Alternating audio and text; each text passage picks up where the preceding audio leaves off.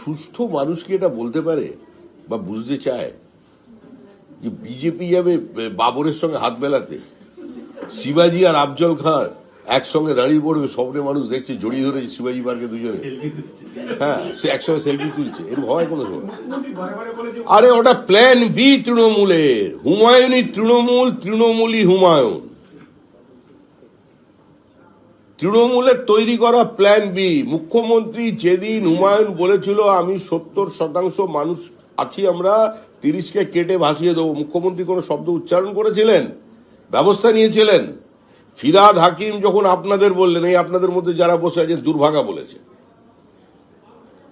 আপনাদের মধ্যে এক একজনের কিসব প্রসেস আছে, আমি বললাম না, ওই করে নিয়ে যাচ্ছে বলেছিলেন এক একজনকে দাওয়াতে ইসলাম। মুখ্যমন্ত্রী নিজে ঈদ উল ফিতরের মঞ্চে দাঁড়িয়ে বলছেন বিজেপি ইজ প্র্যাকটিসিং ধর্ম ইজ আ গান্ধা ধর্ম। তারপরে হুমায়ুন কবির বাবরি মসজিদ তৈরি করবে না তো কি? ও কি মানে সর্বোচ্চ শিবলিঙ্গ স্থাপন করবে ওখানে? যেদিকে পার্টি যাচ্ছে ও সেদিকে যাচ্ছে, তৃণমূলের এজেন্ডা। মুখ্যমন্ত্রী হিজাবটা মাঝখানে সেটা নমস্কার ধরেছিলেন, ওখানে জগন্নাথ দেবকে নিয়ে এসছেন, এখানে মহাকাল, চারদিকে ছুটে বেড়াচ্ছেন, কেউ বলছে ফাইল নেবো না। বাড়ির পাশে যিনি আছে সে এখন সেও নিচ্ছে না কেস, মা কালী। আগেই বলে দিই আমি আর পারছি না, কত কান্না দেখবো। তারপরে জগন্নাথ দেবকে চ্যালেঞ্জ। জগন্নাথ দেব তো বলছে এত বড় টুপি আমি পড়তে পারি, কেউ বিশ্বাস করতে পারে। আমায় নিয়ে এলো কালচারাল সেন্টার বলে, আমি বলছি এটা ধাম হতে পারে না, খালি আমায় বসালো, মালা ফালা কেটেই বলে দিল এটা ধাম।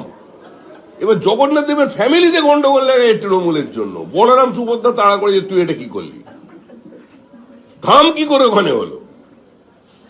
পুরীর আবার কে মামলা করে দিয়েছে এদের উপরে। তারপরে যেন জগন্নাথ যখন কৃষ্ণ যখন ছেড়ে দিয়েছে, কি হবে ধরি মহাকালকে, ওর মহাকাল।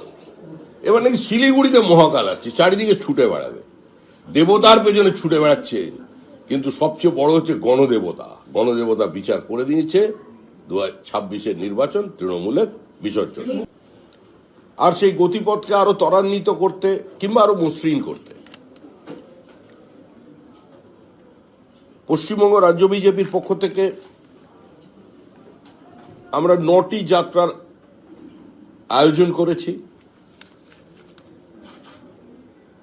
যা শুরু হবে মার্চ মাসের 1 তারিখ এবং 2 তারিখ থেকে। মার্চ মাসের 1 তারিখে কুচবিহার দক্ষিণ, কৃষ্ণনগর দক্ষিণ, কুলটি, গড়বেতা, রায়দিঘি। আমাদের সূচনা হবে বড় জনসভার মধ্যে দিয়ে।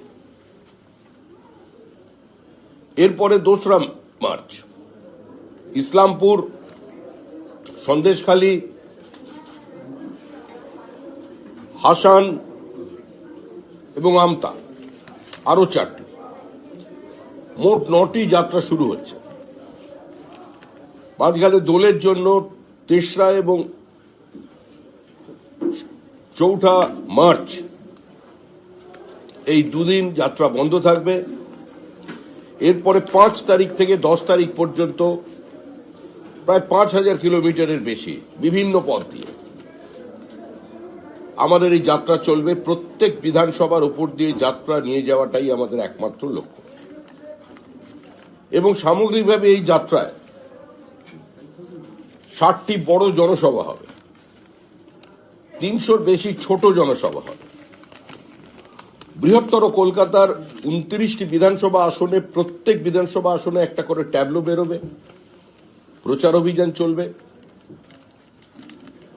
এবং সবশেষে মার্চ মাসে এই যাত্রা শেষ হবে ব্রিগেডে প্রধানমন্ত্রীর জনসভা দিয়ে। আমরা এর মধ্যেই সেই জনসভা আয়োজন করবার ব্যবস্থা শুরু করেছি। প্রধানমন্ত্রীর জনসভার তারিখটা আমরা পরে আপনাদের কাছে জানাচ্ছি। এই যাত্রার উদ্বোধনের সময় যারা থাকবেন, ভারতীয় জনতা পার্টির সর্বভারতীয় সভাপতি শ্রী নীতিন নবীন, বিদায়ী সভাপতি শ্রী জগৎ প্রকাশ নাড্ডা, শ্রী অমিত শাহ, শ্রী রাজনাথ সিং, শ্রী शिवराज सिंह चौहान, श्री নীতিন গডকরি, দেবেন্দ্র ফডনবিস, ধর্মেন্দ্র প্রধান এবং স্মৃতি ইরানি, এই 9 জন আমাদের 9টি যাত্রার শুভারম্ভের সময় উপস্থিত থাকবেন। সারা রাজ্যের সমস্ত বিজেপি কর্মী, বিজেপির সর্বস্তরের সমস্ত আমাদের যে সাংগঠনিক পরিকাঠামো আছে তাতে সেখানে তারা অংশগ্রহণ করবেন। সামগ্রিকভাবে এই যাত্রার প্রমুখ যিনি আছেন নীলাঞ্জন রায় আমার সঙ্গে আছেন। নীলাঞ্জন রায় এর নেতৃত্বে বা তার ব্যবস্থাপনায় সমস্ত যাত্রা চলবে। এই যাত্রার কোঅর্ডিনেটর থাকবেন, প্রতিনিয়ত যাত্রাকে কোথায় আছে কি কোঅর্ডিনেটরের যেটা দায়িত্ব, প্রত্যেকের সঙ্গে যোগাযোগ রক্ষা করা, কেন্দ্রীয় নেতৃত্ব থেকে শুরু করে জেলার একদম বুথ লেভেল পর্যন্ত সেটা একবার দায়িত্ব আছেন আমাদের রিতেশ তেওয়ারির উপরে। এটাই আমাদের মূলত কর্মসূচি। 64টি জনসভা আমাদের হচ্ছে বড় জনসভা যাত্রাকে কেন্দ্র করে। প্রত্যেক বিধানসভায় সভা হবে।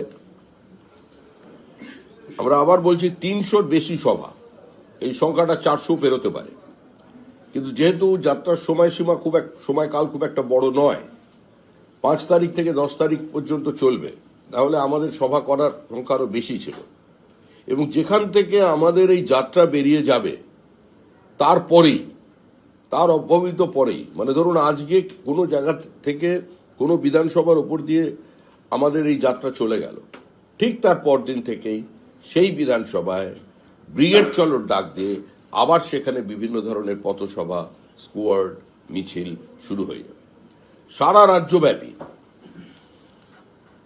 এই তৃণমূল সরকারের বিসর্জনের লক্ষ্যে 26-এর নির্বাচন তৃণমূলের বিসর্জনকে সামনে রেখে আমাদের এই 9টি যাত্রা চলবে। এবং সবশেষ আবার বলছি, প্রধানমন্ত্রীর ব্রিগেডের জনসভা।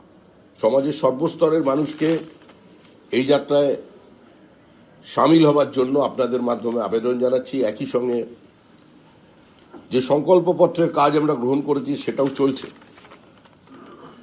সেটা চলছে